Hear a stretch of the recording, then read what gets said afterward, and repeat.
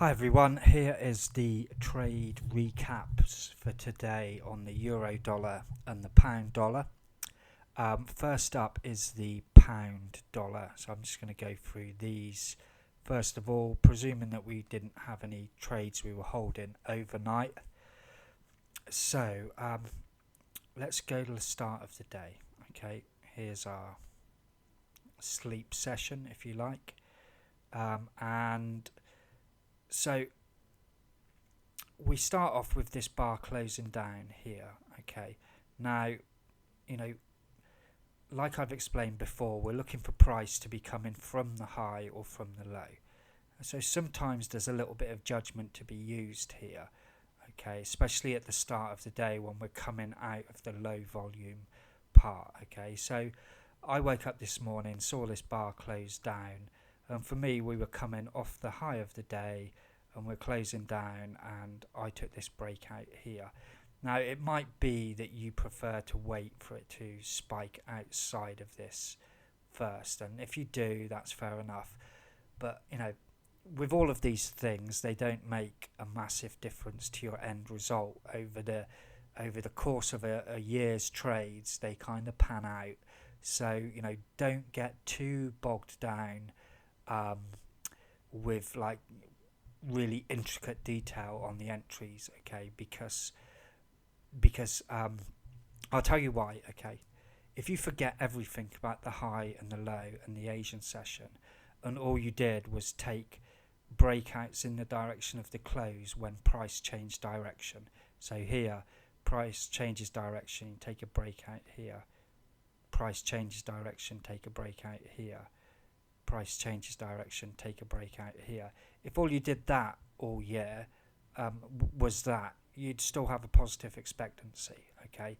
Because price doesn't do this, price does this,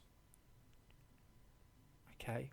Sooner or later it moves to another price, okay? And that's where you make your profit, and that covers all of the losses in between, because those moves tend to be more than you're losing in these losses. I mean, if you look at those two losses there and then you compare it to the win there, okay, you can absorb the two losses and there's your bit of profit, okay?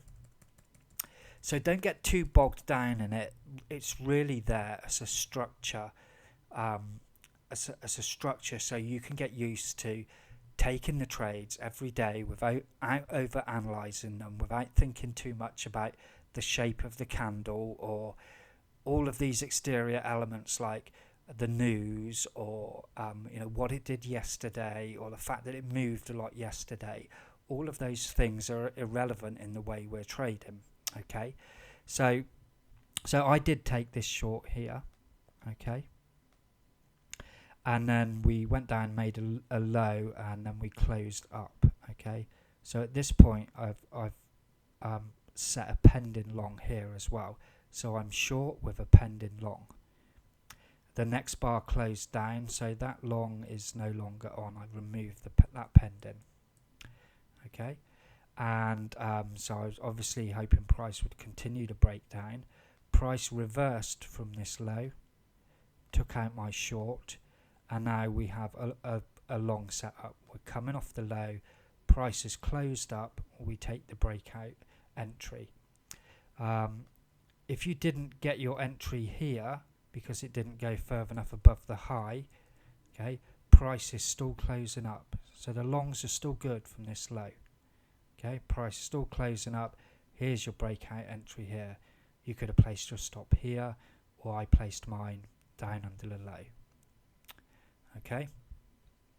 Exits wise, we're looking for price when we're buying from a low. We're looking for price to make a new high, and before we manage our stops, well, we're already doing that, so you could have managed your stops here. As it was, I waited until we had a reverse signal here and I moved my stop up to this level, okay? Price broke down with a valid short from the high and it took out my stop.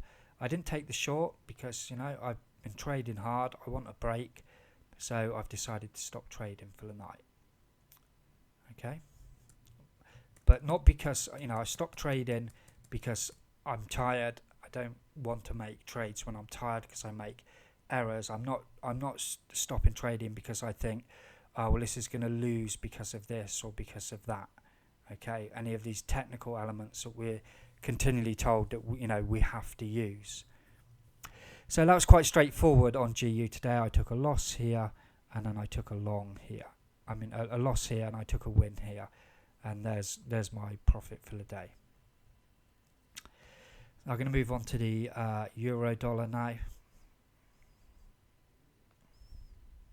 Now I was already in a short from yesterday, okay, but if you weren't, you can see we're coming off the high of the day, price closed down, here's your breakout entry. So for me that's the first valid trade. Now we're making new lows for the day, so you can manage your position if you want. I decided to wait until we got an opposing signal, and then I moved my stop to where the long entry was. So we've made a low for the day, we've closed up, we've broken out. I went long here and closed my short at the same time. And this one I closed out up here somewhere. We were making a new high. Okay, then you can manage your trade. Okay, so you're always waiting for an entry at the low to be making new highs for the day before you manage, and vice versa. And then there was a valid short here with your stop over the high. Again, I didn't take this one. I was tired. I wanted to stop trading for the day. Okay, certainly nothing wrong with taking that short there as well. Okay, these here very often, go through consolidation and then drop down again the next day. If they don't, you'll often get a long setup here, and this will be a loss and this will be a win.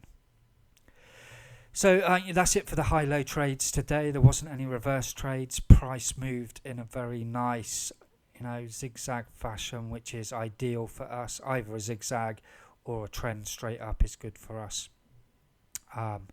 Consolidation all day is bad for us. But funnily enough, it's going to be bad for most people, and the difference is when they're struggling to work out why and how they should enter, we're just following these very mechanical, zero discretion rules to enter the market. So that's it for today. I will do some more videos tomorrow. Any comments, leave them below, and I'll see you then.